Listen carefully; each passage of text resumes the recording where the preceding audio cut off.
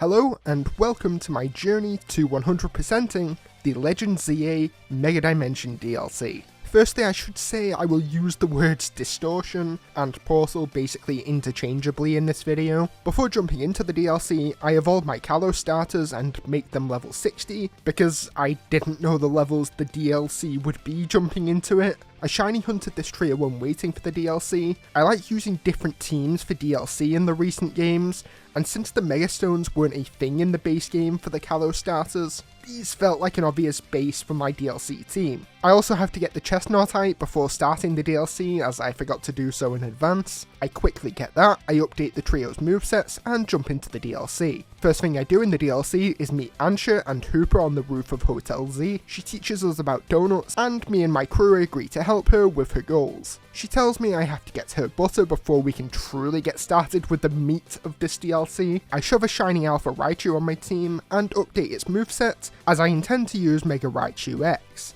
I don't know why the butter objective isn't on the map. It's easy to find based on directions given, but with how handholdy this game usually is, I just found this odd. Me and Tawny battle, and I'm so bad with these names, Grisham and Tarragon. They're in the 70s level-wise, so... Oops, I'm underleveled! And I lose. I level my team up to the 70s and fight again, and beat them without too much effort. Grisham and Tarragon are strangely a fun pair. Mixing characters into different duos is something this DLC will do a lot between the main DLC story and the new side missions. I take the butter back, and giving Ansha berries lets me make donuts. My first is Cherry Rainbow, I then have to meet her at the canal. Hooper eats the donut to open a portal or distortion or whatever. Ansha is hoping to go after a legendary Pokemon. The portal takes me to an alternate universe. I get to split up, and it acts like I've got a choice in how I split up, but both of the options mean the same thing, something Pokemon keeps doing. I then search for Ansha in this dimension. I discover Mankey, a Pokemon you can't get in regular Lumiose. The Mankeys destroy me. The script is telling me to say LMAO, and I don't know why I write like this. It isn't helpful to me when reading out the script. I didn't know I'd instantly be seeing over level 100 Pokemon. This is just funny to me because I didn't lose in the main game, but also if I were using my main game team, then they'd already be level 100, so... At least there will be an element of challenge in the beginning of this DLC, I guess. I wanted to use a new team so I wouldn't be way too powerful, but I guess the game expected people to be and adjusted for that. Whoops. I go back to the main universe, a portal opens up above the tower, and the title of the DLC plays. The legendary Pokemon Ansha wants is Rayquaza, and the missions in this DLC are called Hyperspace Lumiose. I go to Rust Syndicate and use all my items leveling up my team, but it's not much. This DLC is gonna be tough. Nice to see Corbeau again, and distortions to visit open all over the map. Corbeau wants me to learn about Hyperspace Lumiose from them. Donut making time! I make a bunch of donuts. I wish you could make them in mass rather than have to press make again each time. Still, it's not the slowest thing in the world, I suppose. Mabel updates the Pokédex for Hyperspace. Before the DLC came out, I thought it was going to be 112 Pokemon, based on rumours, but there's actually 132 I'll need to get. I thought when going into this DLC, the donut you make would determine the Pokemon you see, but they just determine the upgrades you'll get going into the portals. I explore some distortions, get Mischief. I like how all of these Pokemon in the DLC are in these big hordes. I catch some Chingling. I like how fast-paced things are, jumping from portals to portals quickly. I then catch some Munna. The game has way more side quests / side missions now, like a man showing me his Gimmighoul. He needs 999 coins for it to evolve, like what you'd expect from Scarlet and Violet. I keep seeing the coins in the Distortion World's sparkly items on the ground, so it doesn't seem difficult at all. He gives me his Pokemon and a lot of money towards it. Love them adding side missions, it's a good use of DLC. I check out more side missions on my map, like a Hasty Jolteon and a Man Obsessed with moves that take time to charge up. Quick sidetrack. God, Mega Chestnut is so cool! Something you immediately notice with this DLC is how easy it is leveling up your Pokemon with all the candy you get. I check Quasartico and Stone Emporium to see if they've added any new Mega Stones. No, at least not this early on, and spoiler alert, there are no new ones in the store, even by the end of the DLC. Time for more portals. I get a couple Shroodles. Yay! There's lots of little things to grab and do in the portals. These can be your usual items, but there's also Gimmighoul coins now. There's these Pokeball things to destroy, and a lot of Mega Shards around. The Pokeballs you destroy are the way you get the good items in the DLC. You can leave early if you do everything you want to in the distortions. Each distortion also has 3 missions to complete. They're usually pretty basic things, and if you complete all 3 of them, a golden Pokeball shows up, and that always has the good items. I go back to Carbo, meet Karina, battle her, see Mega Lucario Z, her outfit is insane, and I sweep her with Mega Delphox. Carbo explains Hyperspace Berries, and that there's going to be new Rogue Mega Battles.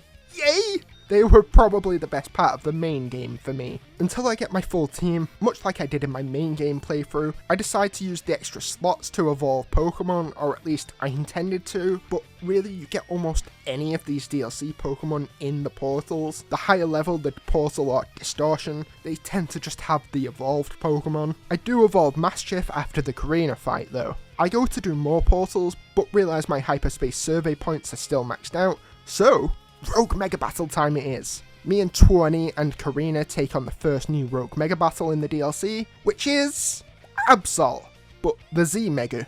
It's so fucking cool. Reminds me of Nightmare from Soul Calibur. It feels fitting this and Lucario are the 2 Pokemon in the DLC that got a new Mega. In X and Y, Lucario was your introduction to Megas, and in the main game of this, you use Mega Lucario to take on the first Rogue Mega Battle, which is Absol. There is one more Z Mega that was leaked, but as someone who has done everything in Mega Dimension by the end of this video, I can say the other Pokemon form isn't in the game yet. I'd seen the list of Megas that would be in the DLC, but I hadn't seen what the ones that weren't officially revealed would actually look like. All I saw was a list of names, so it was cool to see this for the first time in-game. I beat the Absol, but that time limit is scary. I'm shocked they revealed 2 Pokemon that already had Megas having new Megas so fast into the DLC. I will say my reason for losing a Rogue Mega Battle is due to time. I will probably just continue off from where things ended damage-wise. This isn't a Nuzlocke, and I cannot be bothered dealing with time limits on big scale battles. It does seem like the Rogue Mega Battles will be how to get most of the stones in the DLC. Laban is more unhinged than ever. Me and Naveen battle her and Gwyn, and beat them of course. I go back to Syndicate, but Carbo doesn't say much of interest, so it's distortion time! Catch some Tinkatinks, Fidough, Zangos, Nickit, and Rookidee. Those distortions completed my next survey points. Hyperspace Berries, by the way, are so much better than regular ones, but that's pretty obvious going into it. Next Rogue Mega Battle time, it's Staraptor. I like it a lot, and since seeing it for the first time here, I can say it's only grown on me more and more. Shame it's not shiny, but I still want to use it, at least for now. Fighting Flying is kind of odd, but I always love Staraptor having close combat. It being fighting type makes me kinda not want to use it because I have Chestnut, but regular Staraptor isn't fighting type, so I can just transform it when I need to. It's not exactly a problem. My character starts having nightmares. I wonder who it could be causing them. Museum time. Nice seeing the game appreciate Legends Arceus. Cafe time, and then Hotel Z time. Uh-oh, the hotel seems haunted, but it's just Gulpin. At least there's something that will eat croissant curry. Portal time. There's portals for Megas that aren't part of the main quests. Who will it be? Oh, it's Raichus. Not a rogue battle, just a duo using the Megas. They're too tough for me now, but I will be back another time. If my team were maxed out level-wise at this point, and I had decent donuts, it really wouldn't be tough at all. Gonna stick to low-level portals for now. By which I mean 1 stars until I get better donuts made. I get a Wimpod, some Meowth, Gulpin, and Clobberpussies. That is not how you say that! You can get side quests within the distortions. I make some stronger donuts, catch some Starly, and then go back to take on those Raichus using those stronger donuts I've made. Chestnut one-shots them. Knew it would be easy when leveled better. I get my stones and give my Raichu the X one because I actually like that one. I will say the Y one has grown on me a small amount, but I still just see it as Mega Pikachu. Mega Raichu X being shiny gives it actual Raichu colours, which is what I was desperately hoping for when I added Shiny Alpha Raichu onto my team. I'm glad I'm not being let down. Also, it can fly. It's so cool. Time for the next Rogue Mega. Figure the faster I get through the story, I can just use the better donuts I unlock to get a lot of the side stuff done faster after, like catching the Pokemon. This Rogue Mega is Tatsugiri. I was so curious what this would look like when the leaks mentioned it, since Dondozo wasn't mentioned. It's disappointing. I expected all 3 forms to be used, but it is just that. And they're on a plate. Also disappointing, I ran out of time, and at the time of running out of time, I didn't bother continuing from where I left off. I do a really boring side quest, which is just a survey on protein. I catch some Yamask, Farfetch, and Cubone. It's weird I've not found a shiny at this point in the DLC. Apparently some of the distortions are basically just battle zones, which looking back are definitely the worst option, but I do end up doing a good amount of them because my boxes are always close to full in this game, and at the time I didn't want to keep releasing Pokemon, which by the end of the DLC is what I end up doing. Just because I like the wild zones over the battle zones a significant amount, I retry Tatsugiri and just barely beat it in time. Also, I love how Gulpin is just part of Team MZ now. The distortion above the tower starts showing signs of being active. Oh no, I wonder what could be causing it. Naveen's Canary plush goes missing. He accuses poor innocent Gulpin of eating it, but Gulpin is the one who finds it for him. Gulpin the goat. Donut making time! I catch Quillfish, Capsicade, Scovillain in the distortions. I find 2 Mega Crabominable fighting in a side quest. They're ice fighting, so Delphox is the obvious choice. It wasn't the best choice. Staraptor somehow is actually the best choice on my team, as these Crabominable are absurdly strong. They kill my Pokemon in like 1 hit, maybe 2 since both of them seem to attack at the same time. I do beat them though, with lots of healing.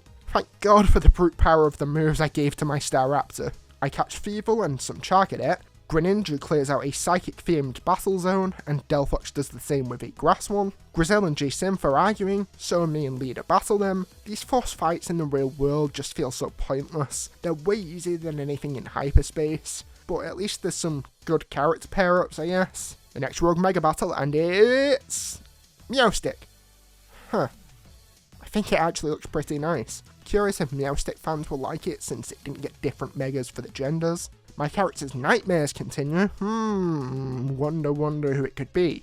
I catch some Mime Jr., Toxel, Nacli, and Daxbun. I find a side quest distortion thing with a Mega Golurk that's very easy to beat. I didn't know what to think about it at first, but I do really like it. I clearly knew it would grow on me because I wanted it on my team. I actually planned to use it on my team before knowing what the Mega would look like, based on the list from the DLC that came out. I do some side quests, battling the Coffee Duo in Hyperspace with Emma, battling Ivor and Gwyn with Karina, and a Hyperspace side quest battling J-Synth and Laban with Leader. A lot of these side quests are these different duos fighting duos. The developers clearly loved these characters and wanted to write for every pair-up to see how the characters would interact with each other. I catch some Glimmet, but survey points are done, so it's time for main quests. The next Rogue Mega battle, and it's... oh shit, it's Heatran! Genuinely didn't expect Legends or Mythicals until the end or post-game of the DLC. I thought Heatran might have even been a different event update like what Mewtwo got. Mega Heatran is an abomination,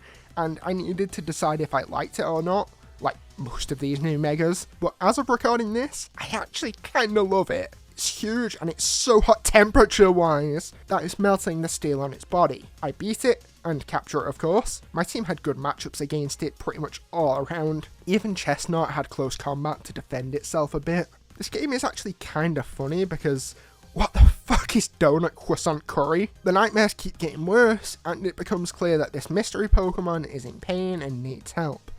I wonder which Pokemon it could be. It's definitely not obvious based on the nightmare themes. I go to Corbo's office, but end up in hyperspace? They're merging. The worlds will soon become one horrible nightmare world. Side note, I love that Jet is a character and yet Corbo is the one we all go to. He's the true leader of everything in the city. Jet is so pointless in the main game and the DLC. It's serious, guys.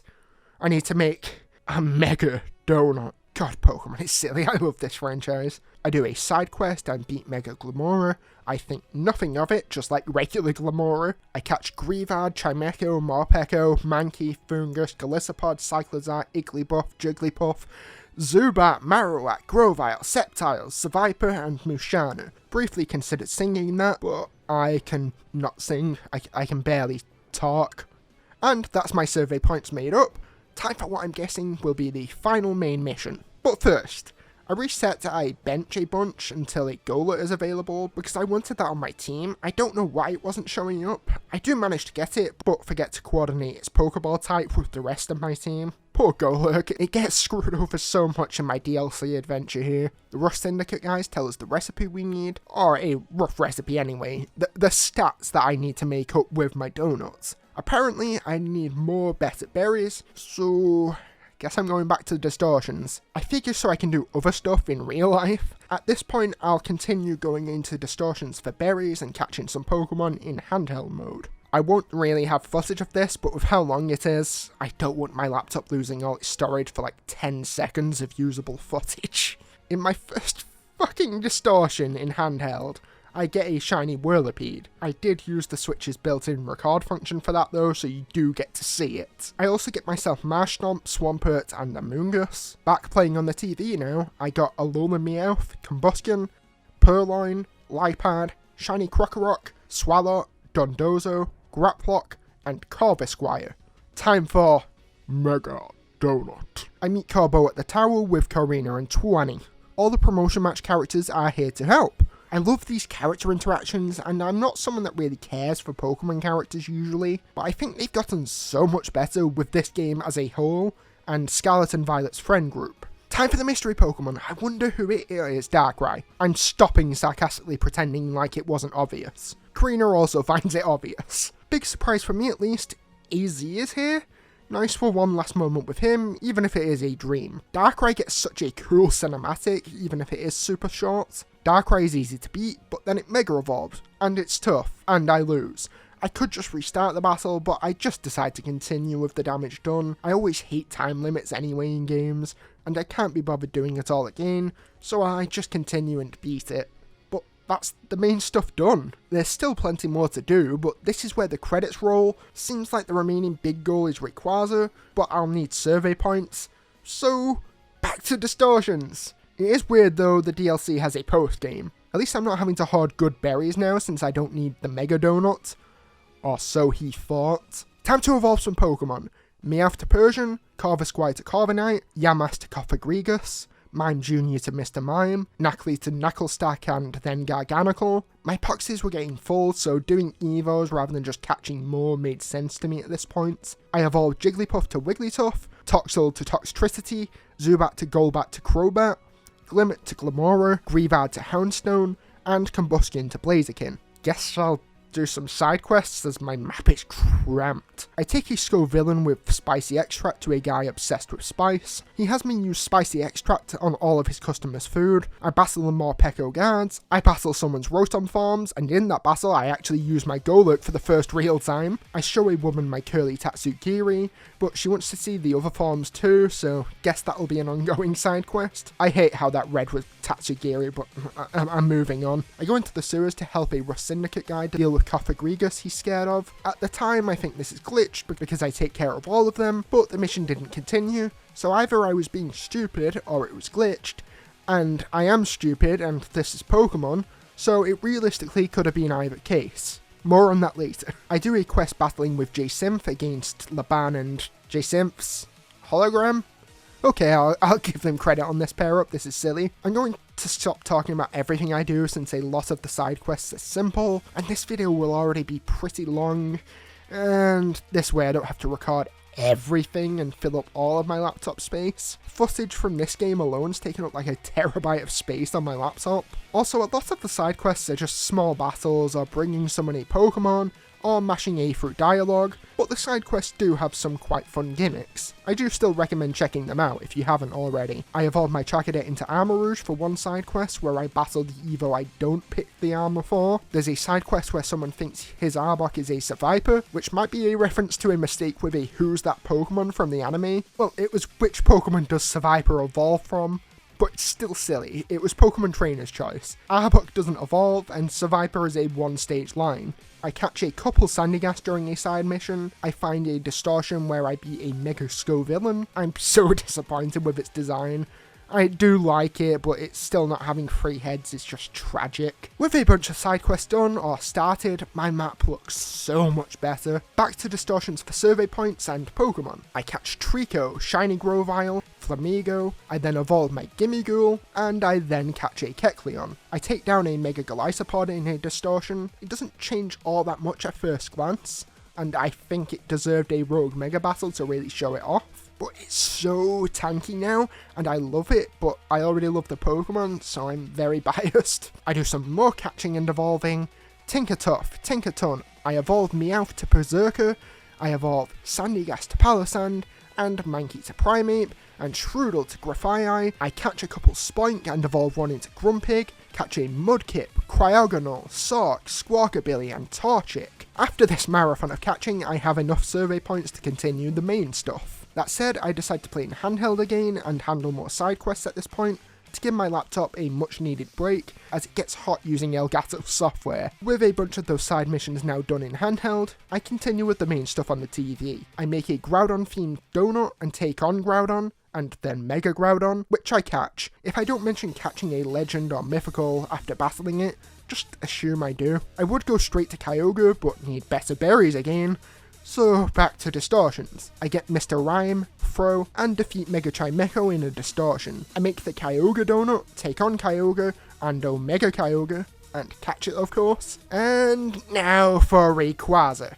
I need more survey points than ever. I catch Shiny Bunnelby, Indeedee, Crabominable, and Kleavor. With my boxes now overstuffed and me running out of space, and me having 101 of the 132 DLC Pokemon, at the time I thought it made sense to get survey points from the battle zones instead. Looking back, I regret this, they're really not very fun. After grinding for a bunch of points, it's Rayquaza donut making time. Rayquaza, I jump between the two. Even regular Rayquaza is kinda tough, but I beat it and it's time for the Mega. It kills me instantly. Not my Pokemon, me. And it makes you restart everything. There's no option to continue with that. This is going to be a nightmare. Gotta take this seriously now. It kills me again, but with an ultimate move.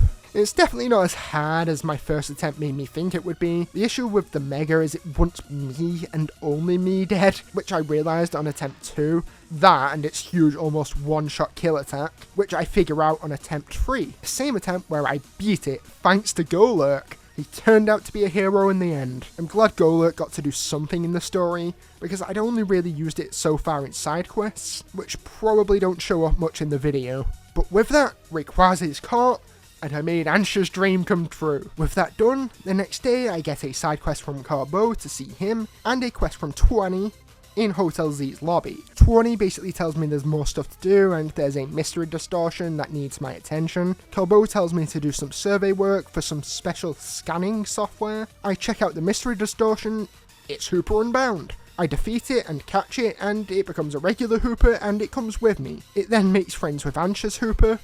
Cute. There's a side quest battling Latios and Latias, where the people using them are just known as brother and sister.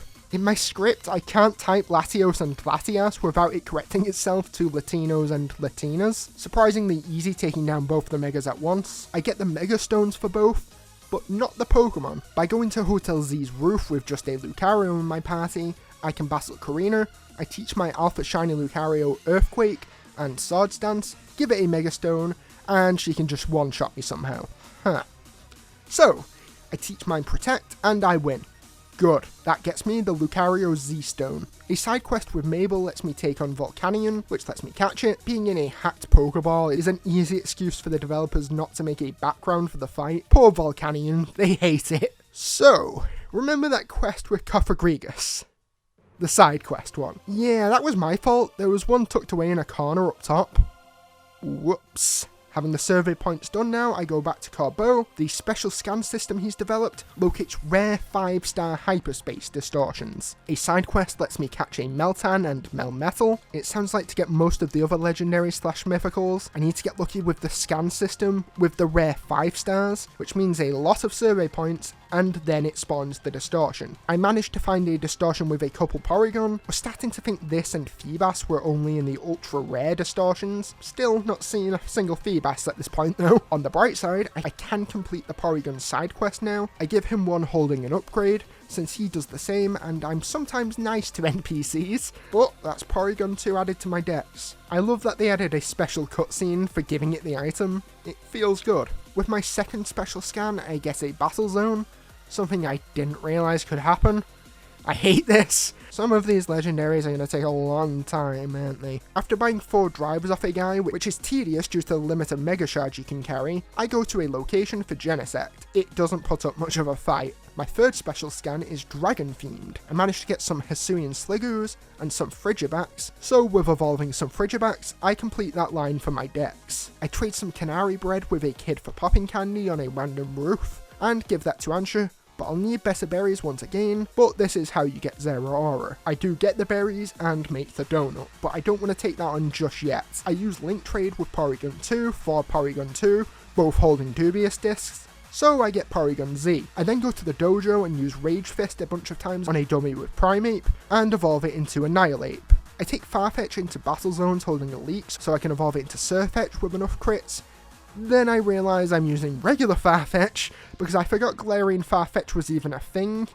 This is so embarrassing for myself, babes. Eventually I do get a Legendary Zone or Unknown Zone. Not the Pokemon, they call them Unknown Zones. And on my way to the zone, get a shiny Eevee. In the zone I get Latios, I also get a shiny Munna and Swablu with my remaining time. I won't mention all the shinies I get from this point on because I do start getting a lot. I finally find a zone with Feebas, so I get a couple. I did fuck up though, because I wanted to shiny hunt them by fast travelling a bunch, but accidentally left. I then link trade my Feebas for Feebas and get a Milotic, and we trade back.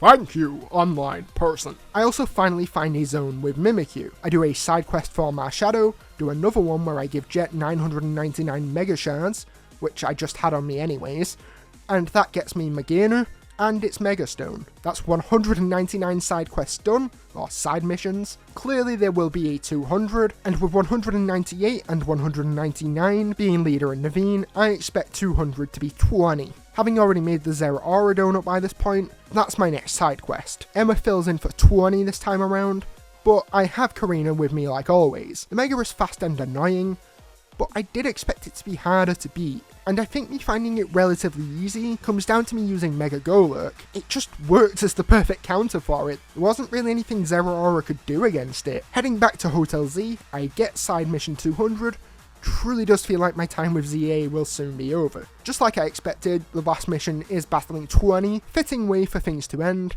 The fight is not a joke. She's legitimately tough. I decided to take it on with no items and only have Chestnut left in the end. I think if you go in with a less balanced team than mine, you might legitimately really struggle. Her whole team is level 100, and 4 out of 6 Mega Evolve, and the other 2 are holding good items. She's the first trainer I've seen in one of these games with a half-decent Avalugg. The last side mission here feels more like a main mission, with how much there is to it dialogue-wise. Now all that's really left for me is completing the Pokédex, but a lot of this just comes down to luck with the special scans giving me the unknown distortions. I won't bore you with all the special scans that fail to get me anything worthwhile, I'll just say there's a lot of them. The next useful scan, I snag Cobalion, I then evolve Hisuian Quillfish into Overquill, and Galarian Yamask into Runerigus, which to do is as stupid as ever. At this point I'm only missing legendaries / mythicals, Ceruledge, which I need to get lucky finding an item for, or link trade it, and Rotom, that I'm pretty sure will be found in one of these scan distortions. My next special scan of importance, I get Virizion. After that is a special scan for Rotom,